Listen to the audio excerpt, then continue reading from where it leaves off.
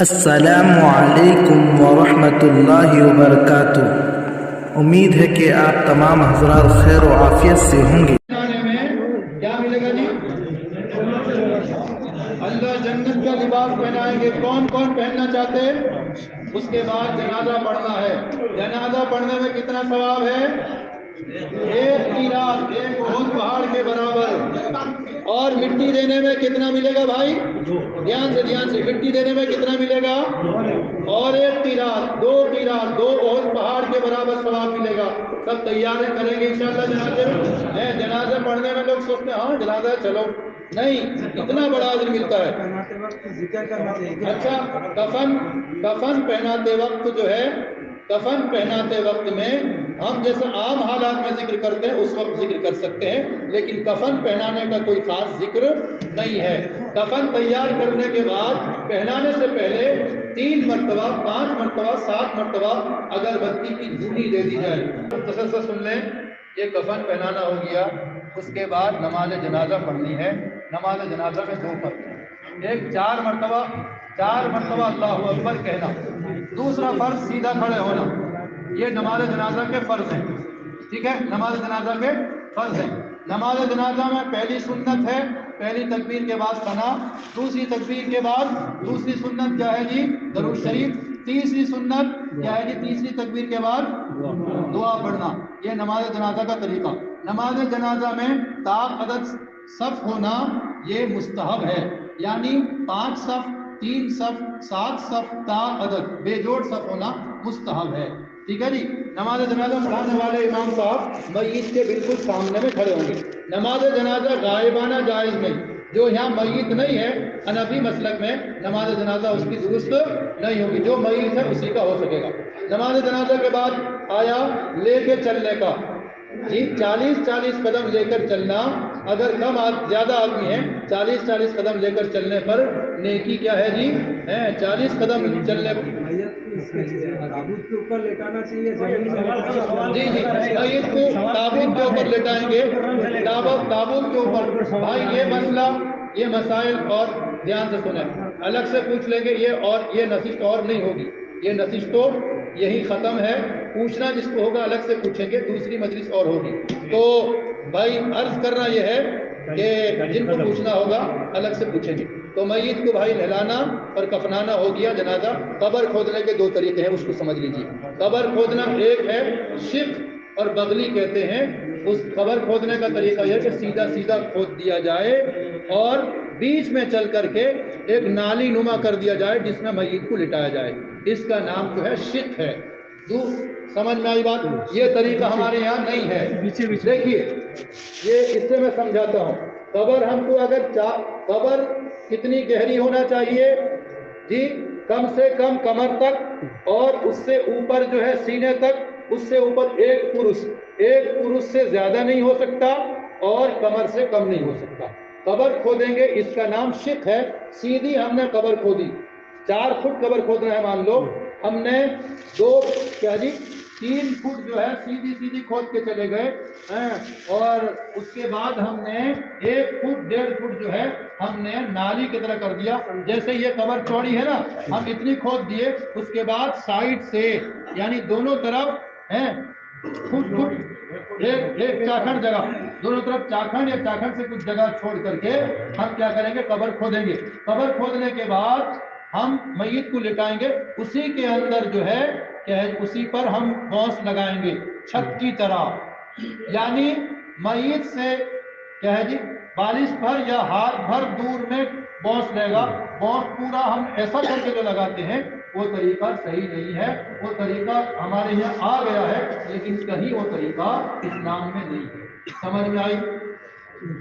میں کھڑا ہو کر بتلاتا ہوں۔ دیکھیے یہ آپ نے قبر کھودی سیدھی، یہ آپ نے قبر سیدھی کھودی، سیدھی کھودنے کے بعد آپ دونوں طرف سے یہاں اور شارٹ کر دیجئے۔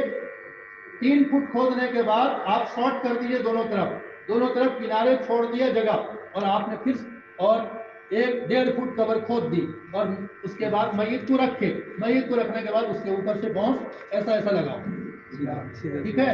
اب ہاں چھت ایسا سیدھا ایسا لگا دیے چھت کی طرح, سینٹرنگ کی طرح لگ گیا.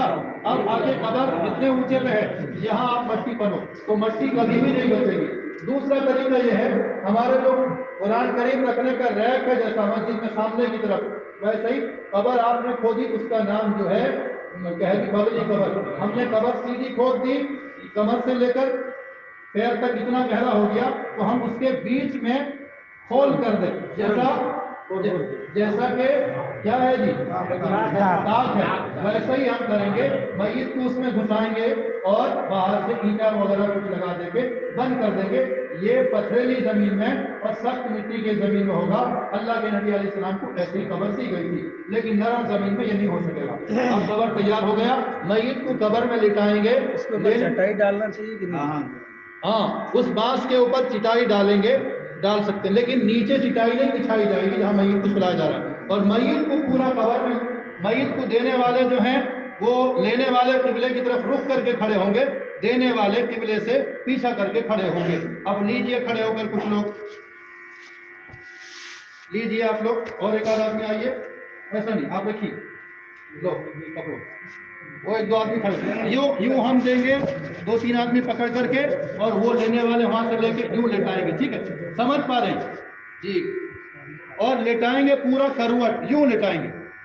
میں لیٹ کر بتلاتا ہوں, ایک کروٹ دیکھ رہے ہیں ایسا قبر میں ایسے ہی لٹاتے ہیں تو خالی منہ کو بھی ایسی کرتے ہیں. بھائی میرا دیکھ لو, یہ سب جگہ غلطی ہوتی ہے. قبر میں جو لٹانا ہے ہم کو پورا ایسا ہی لٹانا ہے, قبر میں پورا ایسا ہی لٹانا ہے. دیکھو بھائی, قبر میں پورا ایسا ہی لٹانا سنت ہے. دیکھو دھیان سے, ایسا ہی لٹانا, پورا کروٹ کرنا, مٹی وغیرہ دے کر کروٹ پورا کرنا سنت ہے. کچھ لوگ یوں لٹاتے ہیں اور چہرہ یوں کر دیا, یہ غلط ہے, اور یہ طریقہ غلط ہے ایسا کر دینا, بلکہ یوں لٹانا پورا سنت ہے. ٹھیک ہے, کریں گے انشاءاللہ اس کے مطابق. ارے کریں گے, قبلے کی طرف میت کا پورا رخ ہوگا. ٹھیک ہے, اللہ عمل کی توفیق دے. پھر مٹی دینا ہے, پہلی مرتبہ مٹی. جو آپ بولے جو ہمارا 1.5 فٹ کے بعد جو میں بتلاؤں گا, نہیں آپ جو بولے میں وہ سمجھا, جو بیچ میں 1.5 فٹ کے بعد اب بانس گلانا پڑے گا. نہیں بانس نہیں, وہ میت کو گھسا دیے. میں ابھی سمجھاتا ہوں, آپ رک جائیے.